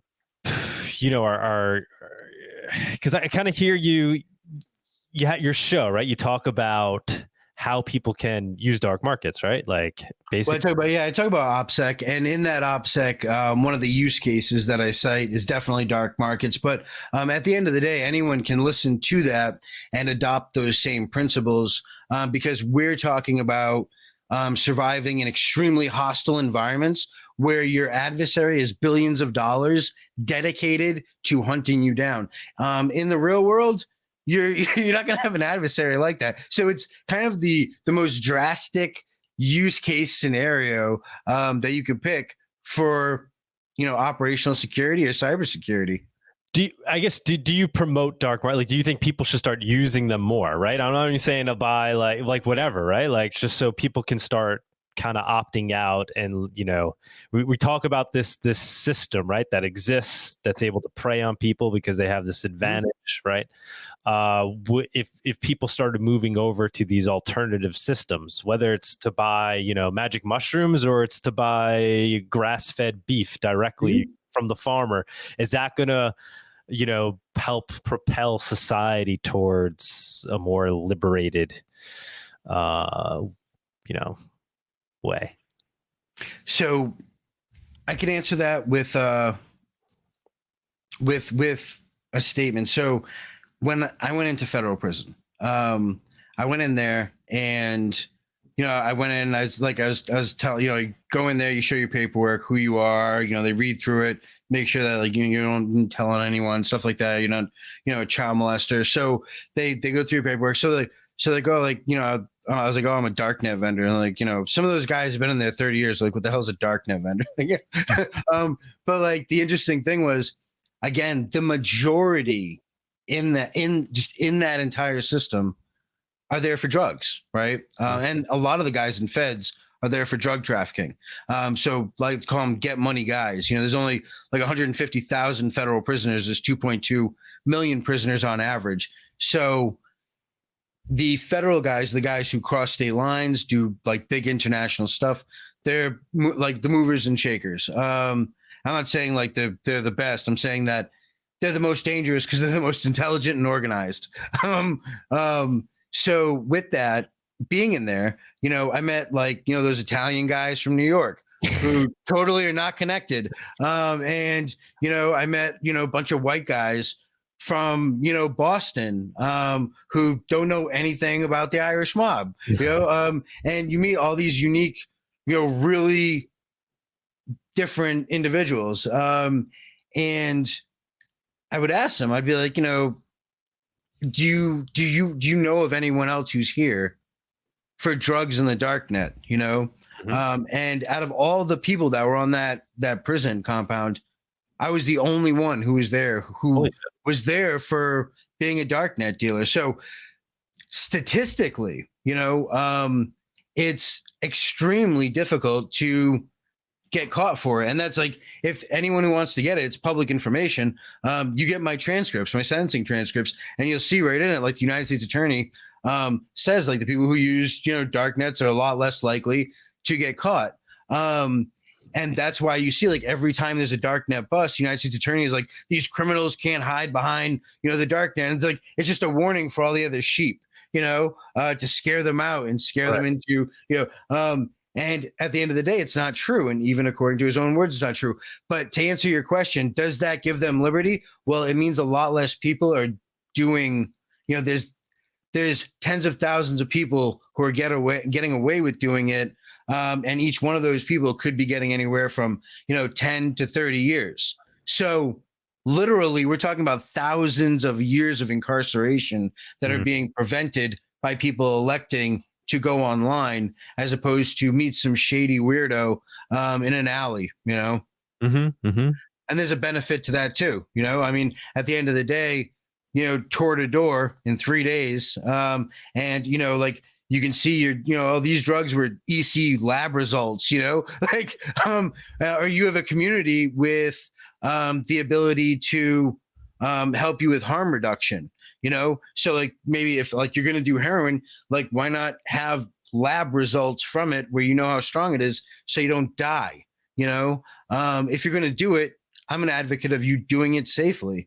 I don't mean just, you know, avoiding incarceration, but I mean not killing yourself. You know, at the end of the day, if you're getting something from a street dealer, you don't know who he is. That guy could have put fentanyl in it. For all you know, that guy hates you because you beat him up 10 years ago and you just don't remember it. You know what I mean? My point is, he might just stab you and take your money. You know, like you don't know, and you can get ripped off on the darknet. But at the end of the day, at least there, you have a crowdsourced reputation system. It's not your buddy Tom saying, yeah, this guy Mike's cool, you know, get stuff from him, and Mike's really a Fed. Your buddy Tom's a moron and doesn't know it, you know? So it's a lot more safer. Without a doubt, it's more safer. And that's something that's, you know, admitted to by the system, even though they'll say the opposite in a press conference. But also statistically, it's true. That little bit of encryption, that little bit of, you know, preventative measures puts you on the top of the apple tree as opposed to being on the bottom when law enforcement's standing there trying to get apples because they're hungry. So do you see dark markets growing in usage? So becoming even more mainstream as the technology? Sure. There's a demand for it. I mean, if you went tomorrow and you legalized every drug, it would probably die out significantly. Now, even then, it would still exist. Now, why would it exist, though? If everything's legal, why would it exist? Well, for the same reason that I could sell alcohol on the darknet and it's legal. Right. Because at the end of the day, the government's so greedy that they'll tax the crap out of it. Oh, we lost your camera again. Yeah, I mean, and obviously the trend is things are becoming, you know, more blacklisted, not less, right? So we're seeing more regulations around things, not less, right? So and like if you go when they were talking about giving heroin dealers and fentanyl dealers life sentences, what's going to happen is there'll be less people selling it, but the people that are selling it are going to make a lot more money and they're going to become a lot more resourceful, and it's just going to make it a better paying job. So you're incentivizing it. And it's like, at the end of the day, the best really way to explain it is like, you know, people talk about the war on drugs and whatnot. And it's like, at the end of the day, you have federal prisons, right? And you have all these different security levels. At the highest security level, you know, you have United States penitentiaries. And in those penitentiaries, no matter which one you go to, there's drugs. There's cell phones. Like, these are places that the government completely controls with 30 to 40 foot concrete fences, razor wire, gun posts, and there's still drugs. It's, you know, it's not something that you're going to stop. And it's like, you know, scooping water against the tide and being like, look, I moved 10 gallons. We're putting a dent in it. And it's asinine, you know? I mean, at the same time, you're empowering violent cartels. And, you know, it's just, it's a bad move, in my opinion, all around. And, you know, unless you're a criminal, in that case, it's awesome. You know, keep it up, you know, make more things illegal. You know, it's just people that are listening in the room, if you go ahead and share this, tweet it out. Let's get more people in the room. We'll be doing the Q&A soon. But I want to get into some of the technicals, right? So like, what would you recommend? What are some things that you recommend people would use if they wanted to start, you know, using the dark market, whether it be a vendor or a buyer? What are some basic tools and know-how? So the first tool I would recommend going out and learning is how to use a Google Dork. That sounds really weird. It's like, well, why the hell would you recommend that? Well, it's like, in order to read, you have to be able to sound out a letter, right? You know, so at the end of the day, going out and learning how to research properly online is key. And Google Dorks, that's one of the things that you can go out there and learn that for free, and have the ability to look information up at a rapid pace, and cut through all the nonsense and get to the meat of an issue much quicker. So that's where I'd say to start. And then from there, because now you know how to research in an efficient manner, you can spider out and start looking at alternative things that you can do to learn more. I mean, the thing is if you are not getting better, you're getting worse. You're either growing or you're rotting. It's like fruit. When the fruit's on its vine, it's getting ripe, and if you let it go past ripe, it gets worse. If you take it off and you leave it there, it rots. It's like comparison of vinegar and wine. Where one gets better with time, one gets progressively worse if the cap's left off. I think people are a lot like that, and I think the best thing you can do for yourself is to get better. And I think if at the end of the day, if you're going to do illegal substances, I think you should get it from a source that's halfway verified by a community. I mean, if there's a guy that's selling a drug and then he has 100,000 sales on 4 different markets, like I'm going to trust that guy more than some random schmo I meet on the street who doesn't know me for anything, and if he kills me tomorrow, it affects nothing with him. I guess you could argue the same thing with a Darknet vendor. It doesn't affect him. But at the end of the day, I think that crowdsourced, kind of option is a lot better. So with people, I would say, at the end of the day, it's not illegal to get on tour. There's nothing illegal about it. And even if you're not, like, you don't have to hop on the Darknet or do any of this illegal crap. It's just hop on it and try it out, get some exposure, play around with it. Like, go to IP Chicken on your regular web browser, then go to ipchicken.com on your Tor browser and just see the difference between the two. The fact that you can be anonymous and you don't have to pay some, vulture VPN to do it, and at the end of the day, like, that's like the, and if you do use Tor and you do illegal things, my suggestion, and people, flip out about this, is that you don't use a VPN. And like people like, a lot of people disagree with that. I happen to agree with the Tor developers, and I say don't use it. And the reason I say don't use it is because it adds another link in the chain that you can't verify. You don't know. You're not in the server room where this VPN's located. And like for the people like, oh, my VPN's a no logs VPN. I'm like, okay, how do they track membership? How do they know if you paid this month? Yeah, they keep logs, that's what they do. Like they all do. So it's nonsense.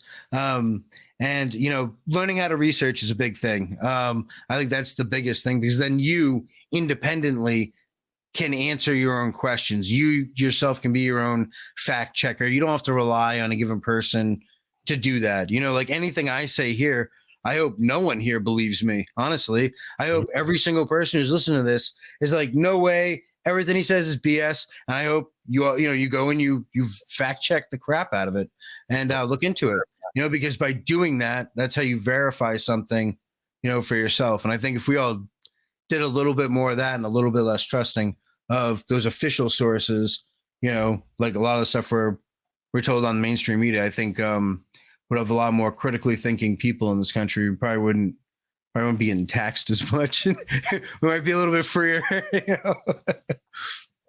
So basic first steps though, like use Tor and go to Dread, right? Isn't Dread like a good spot to start where you can...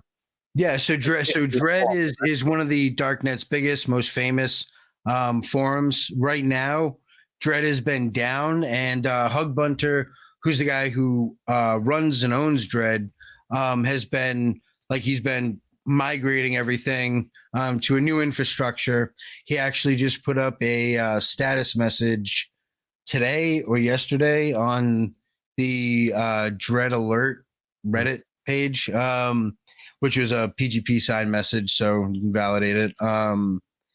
Saying that they're moving it over to a different infrastructure and stuff like that.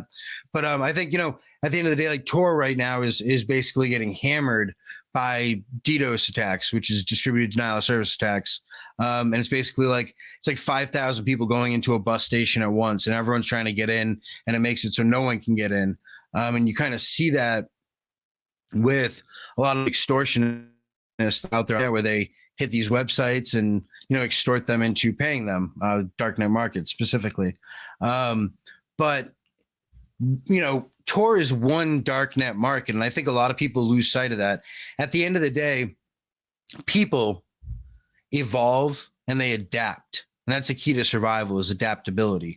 So like those people who want to continually survive and have freedom, even if, you know, somehow magically every Tor node died tomorrow, excuse me, a bunch of people would end up just adapting and probably going over to I2P or another darknet. You know, there are multiple darknets. Tor is just one of them. So a good start would be to, you know, hop on Wikipedia and read about what a darknet is. Like, look up these terms, you know, don't take anyone else's interpretation of any given thing.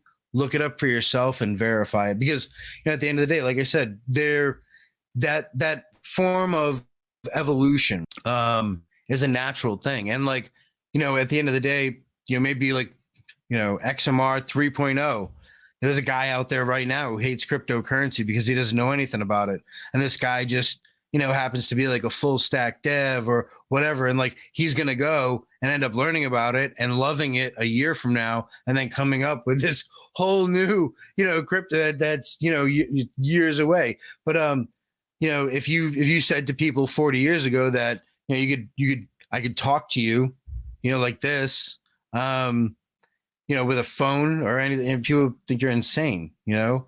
And I think that's what any kind of technology looks like when you're far out, you know? So like, what's to come, I don't know. But one thing I do have confidence in is that no matter what happens, we as human beings will constantly evolve and strive for freedom. And again, like in the revolution, it was only something like 2% of the population who actually fought, you know? So it doesn't take many people for everyone to be free. You know, it takes some people, you know, you can't do it on your knees. You have to be standing up. So that's what it is. And at the end of the day, you have people that stand up, you know, whether that's like me talking about operational security, or like you talking about, you know, currencies. Like I didn't even know, like, I don't really know much about currencies, man. Like I remember I watched one of your shows with the agorist guy. Like I watched that show and I was like, oh my God, I'm an agorist. I was like, I didn't even know what the term was. And then like I watched that, he's like, oh, BTC maxis. And I'm like, what the hell is that? So I'm Googling it and I'm like, oh man, this is crazy. But it's beautiful that in and of itself, you know, you have a whole subculture and all these little subcultures that are breeding. And even if they're wrong, you know, like at the end of the day, like they're like, oh, you're an idiot because you're a BTC maxi. Well, at the end of the day, the great thing about them existing is that, you know, it can be proven wrong. Like being proven wrong isn't a bad thing. It should be a good thing because now you're learning, you know. If you've been proven wrong and you're like, no, I'm still right, then, I mean, you're ignorant. You're never going to be able to grow. I like to call ignorance willful stupidity, because it's conscious. But you are definitely an agorist, man. You are definitely an agorist. What's the deal with people still using Bitcoin, like for dark markets? Like, why would a vendor take the risk of accepting anything other than Monero? Why would somebody that's going to purchase something opt not to use Monero? It seems like at this point there'd be enough knowledge out there for people to realize, like, because it's like such a simple, you know, right thing to do, where like if you're going to go through this process of using something, you know, that's illegal, right? Like or taking some illegal action, why wouldn't you just, you know, be secure and try to protect yourself by using something like Monero? Any thoughts there? Why it hasn't, like, and can you give us insight into like how big has Monero become on dark markets? So I remember when Monero was $15, you know, and it was like a joke, it was like a running joke, like who's going to use this useless currency, and but that's just kind of what it was. But so for me personally, I really like, as a darknet vendor, I don't care. I'll take any kind of currency. And so why would I? Like, that's a great question. Like, every transaction's recorded with Bitcoin. Like, why the hell would you do that?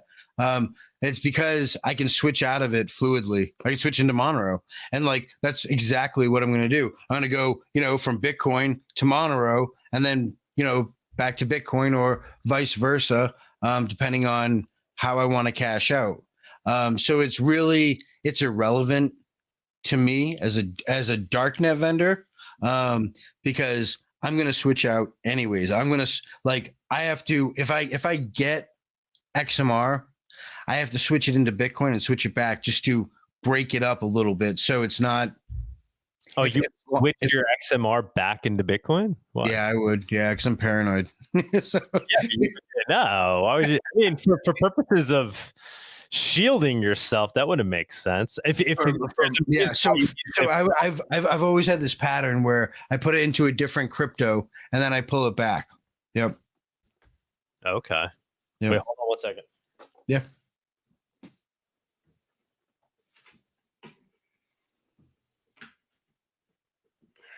Sorry, my computer's about to go dead over here. No, you're good. But yeah, definitely overkill, Yeah, we'll talk about that in the Q&A, because that part doesn't make sense. Like, I can see where if you needed to go into Bitcoin because for liquidity reasons or something, and then but if it's for purposes of hiding your tracks, the process of going back into Bitcoin won't really help if you're already in Monero. Right. So you think that's maybe some of the mentality of vendors in general? Then you think that's why people might I'm trying to get into the head of a vendor. Like, why wouldn't they just accept Monero only? Is it because they want to sell, right? So if somebody's got Bitcoin, it's like, I'm taking Bitcoin. If you got Dogecoin, I'm taking. Yeah. Right. Yeah. So at the end of the day, if it's like, it's not even really a good comparison, but it's like, if you live on the Canadian border, right, and someone comes into your store and they have 1,000 Canadian dollars or whatever, are you going to tell them? Are you going to deny them because they have that, even though the currency is good, the conversion rate? Are you going to turn away business when every day that you're doing business is a risk because you're being hunted? The name of the game is to make a profit. That's the point of it. So, inherently, like what you're asking, why would they take the risk? Mm-hmm. It's a great question, and it's like, why, the business they're in and of itself is risky. Is risky. So, at the end of the day, if you want something safe, go work at Walmart. Because that's not, it's not a profession for someone. If you have anxiety, don't ever do it. Because it's just not going to be good. Put it this way: if somebody were to go become a vendor, or let's say a buyer, would you recommend that they use Monero to make their purchase? Yeah, I would recommend that everyone use Monero for every purchase, just because at the end of the day, that's what it is. I mean, freedom and privacy is a great thing. And what was that thing you plugged? It was like Monero cake or so what was it? Cake something? Cake pay. Yeah. The one with it creates an instant gift card for anywhere you're trying to, right? Yes. Vic is gonna love that we're having this conversation right now. Good job. But that's sick, That's sick, that is right there. You have no reason to not, I mean, unless it's like, well, I'm trying to, buy a house, so I'm gonna get a couple credit cards. I'm gonna put some, keep them with 20% on them to build credit. Okay, yeah, I understand that. But if it's like you're established, with why, you know what I mean? Why would you not? Expose your transaction. Yeah, I mean, you have a right to privacy, and again, but we don't. That's the thing with privacy is you can either pay for it, which is kind of difficult to do because, privacy consultants. I mean, would you look up? You know what I mean? Like off the grid specialists. Like, it's not really a thing that I know of. Probably some niche market I just haven't heard of. But at the end of the day, like, to evolve and to have that knowledge of how to be, how to engineer your own privacy is awesome. And that's why, like, when I was listening to that, like when I listened to that, I was steady Googling, like throughout the whole thing, a bunch of different terms. I learned a ton of stuff. And then, like, the next day I got up and I had work and I had like all these tabs open. I just closed them out before I had my coffee. And I was like, oh, like you realize later on in horror, you just lost all the stuff you were researching. So I went back and I ended up finding them, resurrecting them, bookmarked them for later. But I want to set that up too. I want to get running with that because that's hugely powerful. It's hugely empowering. And like, again, like, no, I don't want companies to know what I'm buying and then sell my data to someone. Like, the only person that benefits is them, and it helps them sell me crap. Like, I want my ads, to be like, I don't know, for like a lightsaber or like, a kid's bug. I don't know, some, curtains, some useless crap I'm never going to buy because they have no idea who I am. That is ideal to me. I don't want it super personalized, like, do you think dark markets are going to become like more Monero only? Is Bitcoin gonna die out on the dark markets? I don't think there was Operation Dark Gold. I heard you talking about it on one of your shows, right? Where they were basically tracking down vendors by way of their Bitcoin transactions. I mean, yeah, that was great. Yeah, that was great. So basically busted a guy named Gold in New York. And this guy worked for them as a rat, setting up different deals, having people cash out. So like one of the things that they said in my indictment, I had 3 counts of money laundering because with Bitcoin, exchanging it for cash. And they were like, well, you paid 10% to cash out your Bitcoin, and no one pays 10% to sell their cryptocurrency. I was like, have you idiots ever been to a Bitcoin ATM? Like, how much research have you done? You know what I mean? Are you kidding me? You know what I mean? Like, where are you getting your Bitcoin? Let me know where you're selling your Bitcoin. Yeah. Dude, it was so asinine. Like, I couldn't even believe it. But like, when my case had started, my lawyer was like, oh, like the United States attorney, like, she was like, there's never been another darknet vendor arrested in this state. You're the first one. And I was like, oh, that's an honor, like, what else, what do you say to that? Just like this. So, she's like, well, like the United States attorney doesn't know much about crypto. I was like, that's awesome. Like our enemy doesn't know. So like, that's beautiful from like a tactician or like a Sun Tzu point of view. Your enemy not knowing about something is something you can capitalize on, because that's what it is. He's trying to put you in prison for decades. He's the dude's your enemy. You know what I mean? It's not your friend. So like that was pretty great, but it was just such an asinine argument. It was ridiculous. And then like he had said in one of his motions, he's like, oh, well, you didn't follow KYC, know your customer policy. I was like, I'm not a banking institution, you idiot. I don't have to. Personal sales are legal, dumbass. You know what I mean? Like, what planet are you from, dude? Like, you know what I mean? Like, you're gonna, like, it's like they were saying that you should have been KYCing your customers when you were a vendor. No, he was saying that because I sold Bitcoin, that I wasn't following KYC protocol. But that makes no sense because I was a private entity, and it's perfectly legal. And I think the thing that really pissed them off is like when I had my Bitcoin, I would use Changelly and I would exchange it into, XMR, and then I would switch it back. And like, good luck trying to, find anything. And like, I would do that because the acceptance of Bitcoin, we're talking, 2016, 2017 time. Right. Like XMR, like I said, is very cheap. It's not.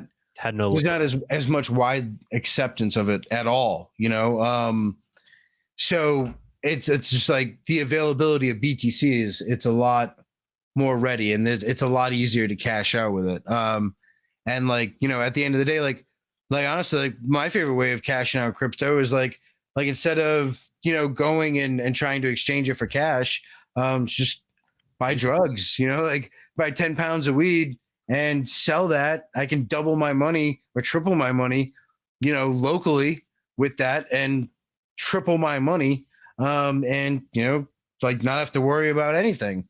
And like it's just absolutely crazy.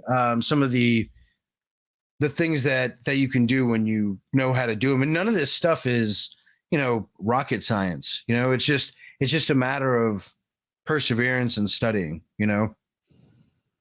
Awesome, man. What do you think of people that say like some of these things are honeypots? Like I think what was the big one? Alpha Bay, right? That went down. Yeah, so I thought the exact same thing, man. Like when I first saw Silk Road, right? I saw it. I was like, oh man, this is a massive sting. These idiots, but what was funny is Silk Road wasn't actually the first darknet market. First darknet market was like Farmers Market or some shit, but like everyone thinks it was Silk Road. It's like, well, Ross made, I guess, the most popular one, right? He was Bitcoin's right. entrepreneur. What do you think of Ross? Huh?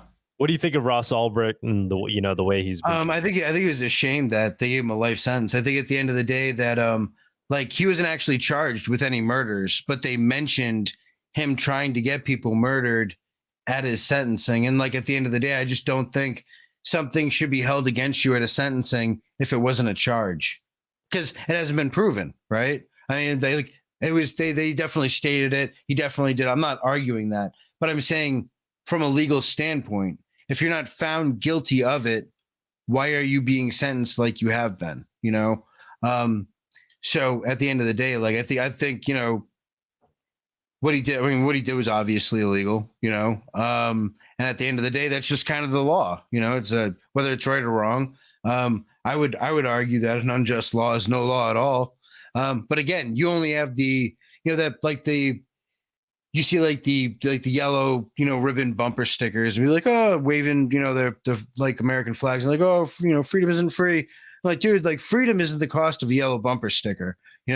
Cost of freedom is like being that deer, and risking something or standing up for your rights when people are telling you to shut up, like in our example before, and just not backing down, and being willing to fight and die for your rights. Maybe not, you don't even have to go to that extreme of die for, just stand up for them, just that alone can be a revolutionary act, in a time of oppression, as I think Orwell said,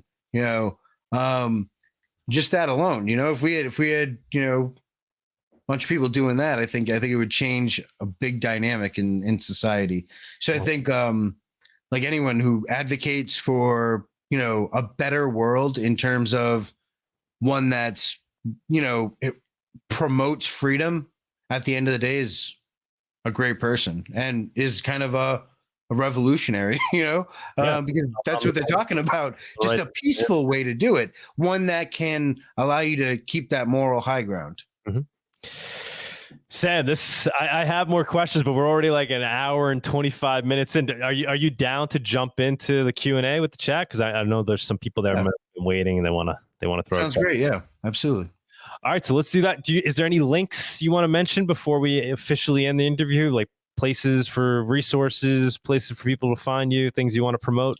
Yeah, I mean, on Twitter, I'm at DoingFedTime, and I got a YouTube channel, DoingFedTime, and I have another YouTube channel which I kind of just started and it's fairly new, but it's more specific, which is 2 Happy Times 2, which was my Darknet vendor handle. So it's a big, middle finger to the feds. And then I published my first book on Amazon, which basically tells, it's like 500 to 700 pages, depending on which version you get. But like, it helps federal prisoners write their own compassionate release motion. And the success rate's about 25% for federal prisoners. So if nothing else, for me, it's a great way to encourage the people who are in federal prison to stand up and fight for their freedom, because they have a book that details exactly how to do that through every step of the way and gives them every resource. So when the federal prison system denies them access to the law library, they can just use this one tool to do that. And worst case scenario is they write this motion, they send it in, and the United States attorney has to work. So it's a great way to DOS or DDoS the court systems, which is kind of like, my little middle finger to them too. Awesome, man. Let's jump into the chat. I'm going to invite you to co-host, and we'll jump over there. Awesome. Anybody got a question? I have a question. Thank you for taking it. Yep. Go for it. Okay, this is CUH12C. I appreciate you coming on this talk and for hosting this, Doug. Sam, I wanted to ask, when it comes to operational security, when you go to identify sensitive information that you wish to protect and identify adversary or potential threats that could compromise or expose the sensitive data that you wish to protect, where do you begin, especially if you're not familiar with operational security? So for example, like in software development, before I became like a senior level engineer, I had the luxury of working on projects and, making some mistakes along the way. And then now that I've had that experience, when I work on larger projects, I know what to plan for. When it comes to identifying sensitive information you wish to protect and not compromising it, it seems like you don't have such a luxury to learn by experience. So where would you recommend somebody begin? Good question. Doing FedTime, we got to make you a speaker here. That is a good question. So you're basically saying, how do you get started when there's really no room for mistakes? Anybody else want to jump up in the meantime? Or Siwa, do you want to just make some more comments while we fill some time? Hopefully he'll jump on. Yeah, the whole talk has been really interesting, and I'm wondering, I often think about how darknet markets can expand their utility to offer services that don't just cover the black market. Because when people think darknet market, most people think of illicit activities. But I do think that with decentralized protocols, there's a lot of room to fulfill services and perform them better in industries that are highly regulated and that aren't necessarily illicit or illegal by the law. So I always think about, like, what are some of the utilities that darknet markets do and fulfill? And if anyone has any thoughts about that, that'd be cool to hear about. Yeah, I was trying to kind of take doing FedTime in that direction. I totally agree. I mean, this whole agorism movement, this idea of opting out, creating a parallel economy. It doesn't just have to be things that are, quote unquote illegal. There could just be more efficient reasons as to why we want to transact freely on an open market. So couldn't agree with you more. I mean, what do you see as being some of the early adopted things? Lower transaction costs, like transferring value. I know that sounds very vague and of course, but I know, for example, there have been people in other countries who I've been able to instantly send money to cryptocurrency and help them with things. Whereas the alternative to that would be going through central banks or going through what I refer to as legacy banking systems, where it would cost so many fees and time to transfer that value to them that it almost renders the transaction pointless. And alternatively, you can use these payment networks to just instantly transfer value to someone anywhere in the world, across borders, no matter what the laws are, and essentially keep government out of that transaction, like a separation of economy and state. And I see like transferring value instantly to still be something that should be talked about more. Because when people think of cryptocurrencies nowadays in the mainstream, like, oh, an NFT, like you can get an image, and it's like, no, that's not really. You can take a screenshot of it. It's not really non-fungible. But so I think that's one aspect, and then other aspects, I think we can continue to like decentralize traditional services more. Like you have the Ubers and Airbnbs, but once we improve identity systems and authentication systems in these decentralized networks, I think those will be the next services that could legitimately be more decentralized. And I just think that any industry or market can be decentralized, and there's a use. There are many use cases there. Good stuff.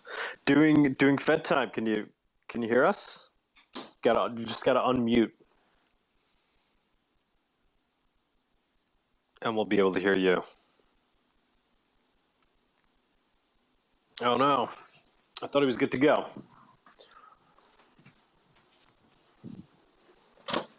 Yeah, you just gotta hit the unmute button.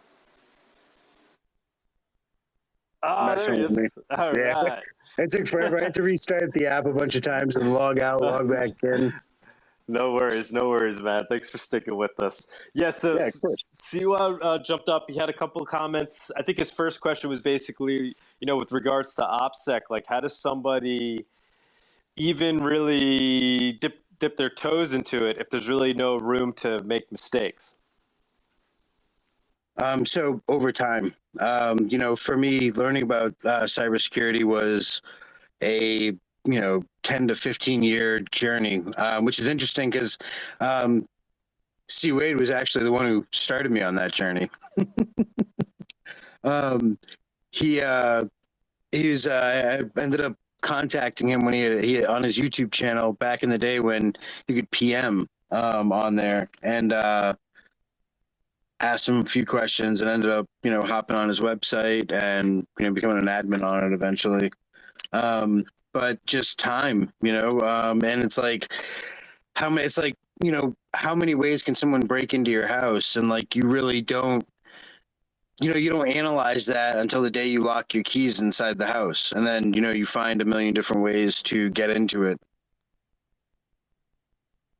So like that's at the end of the day, looking at a situation like you locked yourself out is a skill that is something that you end up learning over time, and you end up honing and perfecting after so much time. Makes sense. See, Wade, you still there? Yeah, I'm still here. You go ahead and chime in. Oh, that makes sense. Everything's a learning process, and you can't always get it all perfect and correct the first time. It's very iterative. So then, Sam, would you recommend, like, if you were looking to safeguard your information in a hostile environment, that you take a step back before entering that environment until you're confident that you've covered all your bases? Because at times in the past, like when I worked on a project, not relating to OpSec, but just in general, when I didn't cover all my bases, I had the opportunity to go back and correct that issue. But if I'm entering a hostile environment and I wish to protect my sensitive information, do you think, like, it's a learning process, obviously, so do you just recommend, like, if I'm not ready, don't enter that environment? Or do you have any resources that you'd recommend people go read or watch? Yeah, so I would ask yourself at the end of the day, like, have you thought of any and every way that they could come at you? So like if I was looking at it from like a darknet vendor standpoint, I would look at, cases that were, public, like on Pacer, and I would see how the feds ended up attacking, whether it was a direct or a collateral attack, to that individual. And I would say, do I have the ability to withstand that attack? And then I would also, play devil's advocate and think about every single possibility that could possibly happen. It's kind of like when you play chess and you're about to make a move. Before you make that move, you're looking at that board and you're thinking, if I make this move, what are the possible ramifications? Where is my opponent going to move?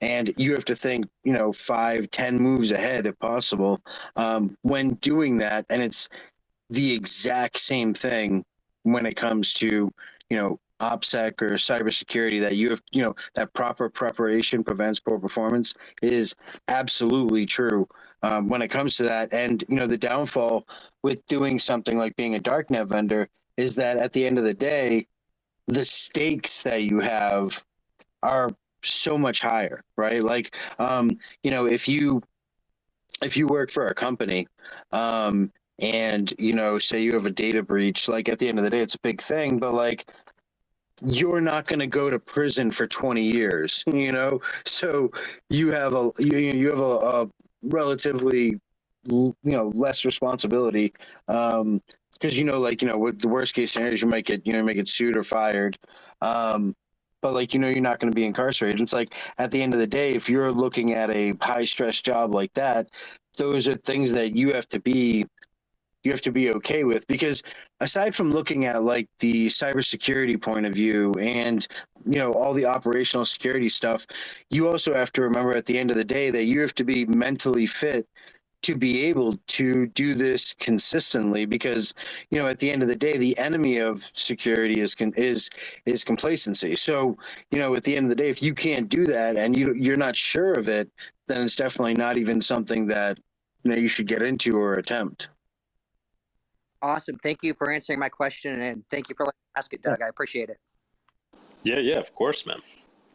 Anybody else want to jump up, ask a question, just request to speak?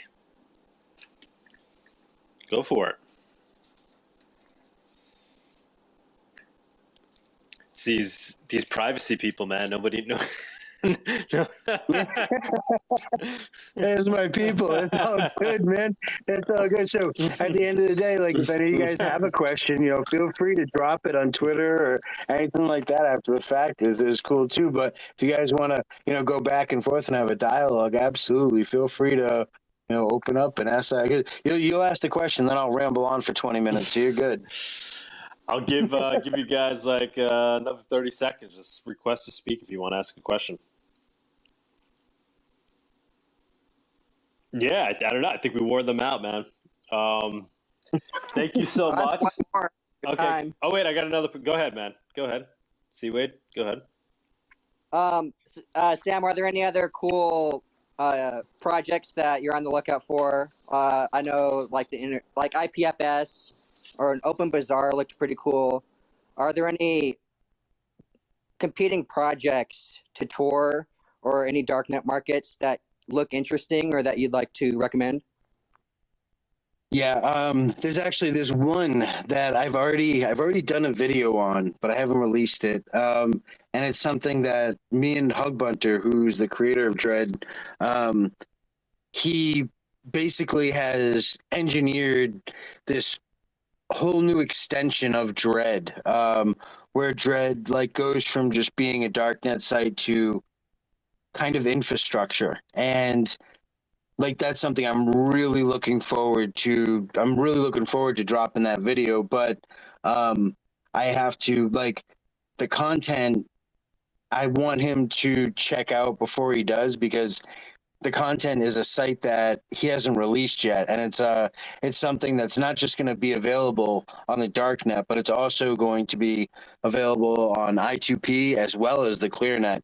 So it's a pretty crazy and radical step for the darknet in whole, because it's going to really empower a lot of people, and it's going to do it in a hyper secure way, and it's going to have a lot of reach. And I'm really amped about it, but like I haven't released a video yet because Hug Bunter, I want him to be able to review it before I do, because there's content in there. There's stuff in there that I don't know if he wants out there. So I'm waiting for that. He's been, crazy busy migrating all of Dread over to a different platform. He's gone for like a whole month and finally popped up yesterday with a signed message on Reddit. So, yeah, I think that's gonna be a big thing, and I think we're starting to see. I know D Snake from Alpha Bay had put out that people should be switching up or at least starting to investigate I2P as kind of an alternative. I think that's a really good thing to do. I also think that people should look at Freenode and a bunch of all the darknet markets that exist and educate themselves about what they are, the possibilities of them, what they can do with them, because they're all great tools to have. Awesome, thank you. That video will be coming out on your YouTube channel, DoingFedTime. Yeah. All right, I'll subscribe. Thanks, guys. Yeah, man, for sure. And D Snake was the guy who kind of retired and came back, right? Yeah, from Alpha Bay. Yep. And then he started this Alpha Bay 2.0, from my understanding. Now, if it's really him, that whole situation I don't know much about, but I do know that little bit about what he did say about I2P. Right, and people are concerned it might not be him. Anybody else that's which is a totally legitimate concern at the end of the day, because you can the whole saying on the darknet is don't trust verify, because you absolutely can with PGP signatures. But again, at the end of the day, just because someone can verify with a PGP signature doesn't mean that it's not a Fed, and that's something that is definitely a concern. And it's just, it's worrisome, but it's like, that's where that hyper paranoia comes in. Like, I'm surprised anyone does a 2.0 on anything. I mean, we've had Silk Road 2.0 and Alpha Bay 2.0. There's been a bunch of reboots, right, of darknet markets, and it never really goes well. So I don't really understand the obsession with it. I think, if someone's going to do that, they're probably better off just starting from scratch, with a fresh, it's like rebranding, Right. In that world, you would think that would make sense to do. Especially when it costs nothing. And at the end of the day, it's like, the last market that had that name, you're taken down by the feds. Well, I mean, I personally, so when Alpha Bay was up, it was Alpha Bay and Hansa that were up. And, Hansa was substantially smaller than Alpha Bay.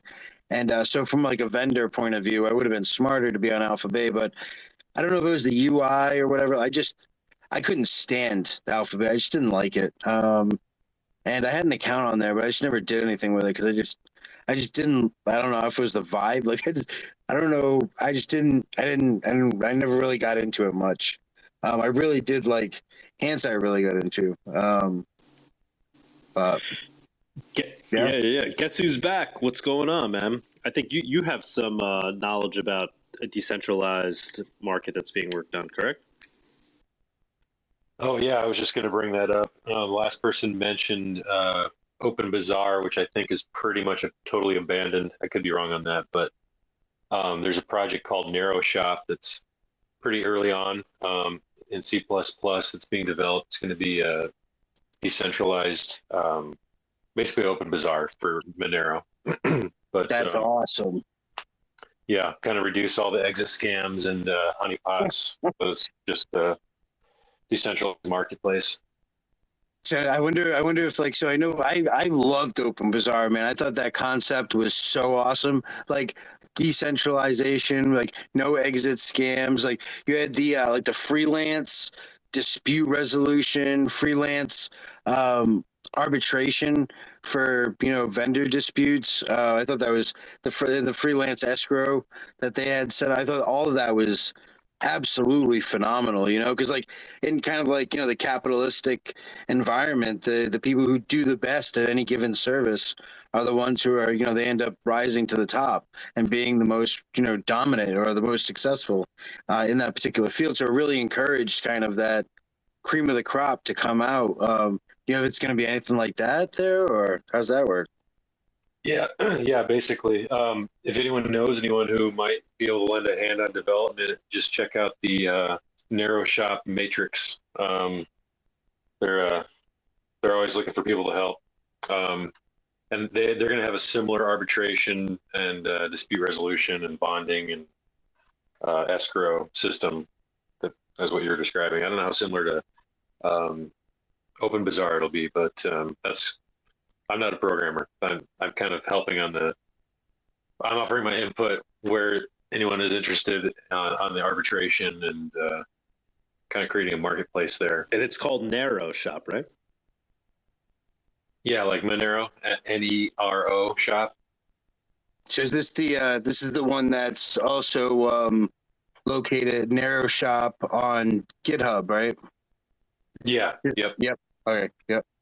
Yeah, I'm reading it right now. Distributed peer-to-peer marketplace from Monero users. This is awesome, man. Yeah, if you know anyone who can help out, send them that way. I definitely can. I suck at coding. I hate it. Like I always leave out like a comma or it's always some little syntax and I spend 4 hours trying to figure it out until I just want to slam my head into a wall. So just health wise, it's horrible for me to code. So I stay away.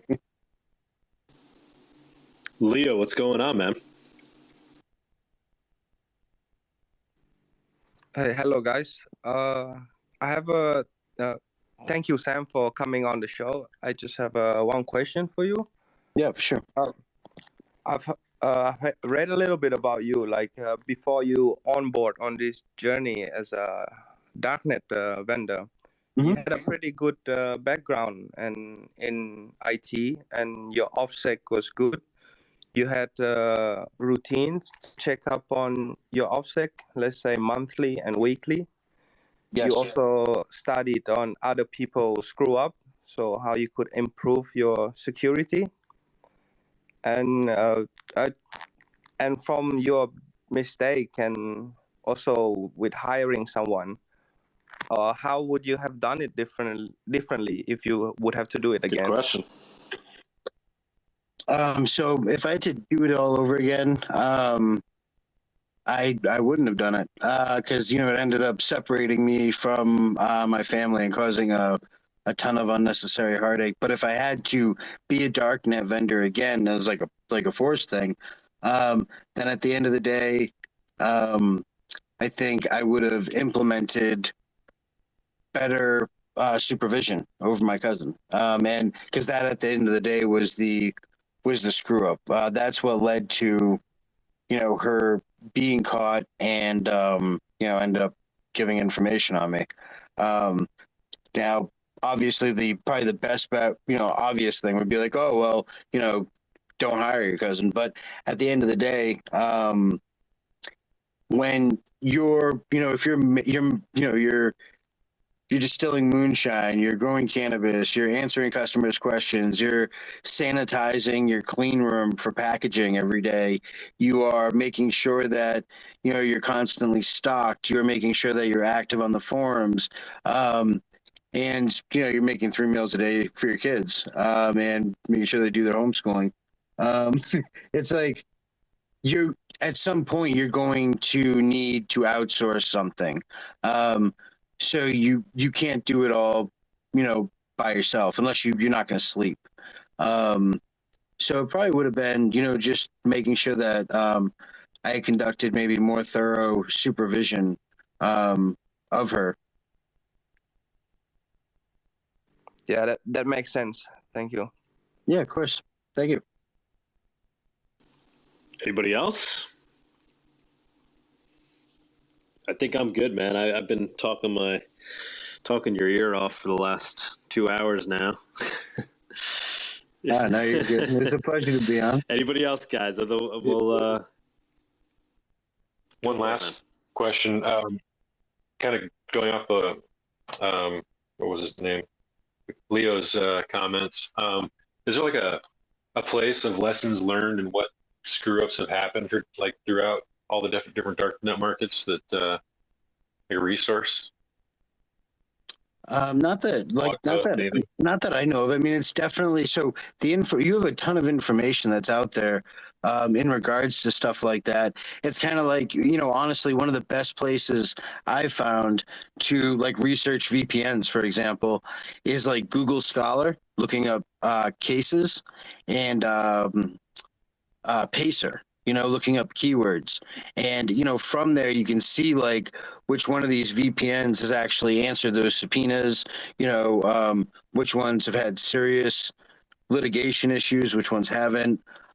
You find a lot of information that way, but it's by and large, a lot of it is spread out through thousands of different sources. I've actually, I had so many projects going, it's insane. I got a master class right now that I'm putting together for the Darknet, but then I also have a documentary that I'm trying to do on the history of all these like Darknet markets, and just trying to source pictures of them, like what they look like when they were around, how they left, did they exit, scam, and I'm trying to put all that together in a documentary while I teach myself After Effects. So it's not like super boring. Those are big projects, man. But yeah, they really are. They really are. But like, I get, you gotta, I don't know, you gotta stay busy, man. So like, that's my thing. It's definitely it's a passion. I think it's a shame that like there is no kind of official record, like he said. And that's one thing that I would, I'm in the process of creating with the documentary. But that's taken a backdoor to my course, and like I'm writing another book. So it's like, and then I work 60 hours a week. So like trying to manage all that stuff is pretty insane, especially when having a family. Well, if you have a Darknet course, you might want to drop it in that matrix for the Neroshop. I think that group would love a resource that kind of, it's a totally different model that they're building, but the threat model is the same in a lot of ways. So. Yep. So so the first thing I'll have will be a primer course, which will be, that one will be like completely free. And then the master class won't be, but that's because the master class is going to be like probably 30 hours or 40 hours, some craziness like that of video and breakdown and quizzes and all that kind of stuff.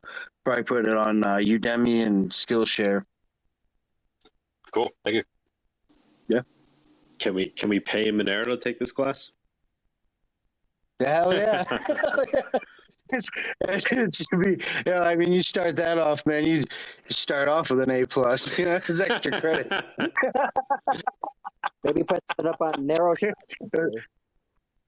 Yeah, valedictorian right there already.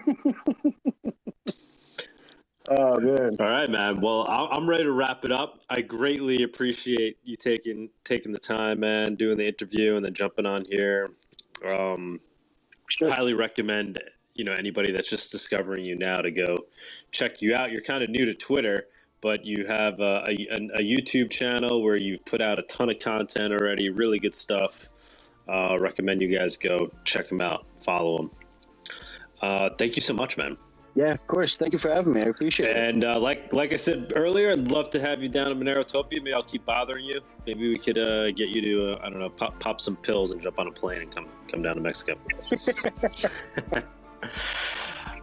All right, guys. Good night.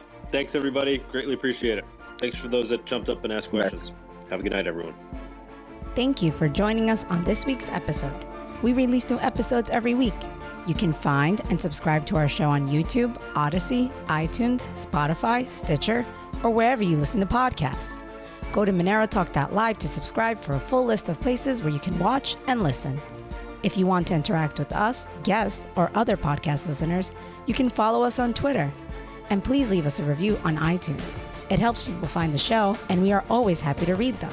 So thanks so much, and we look forward to being back next week.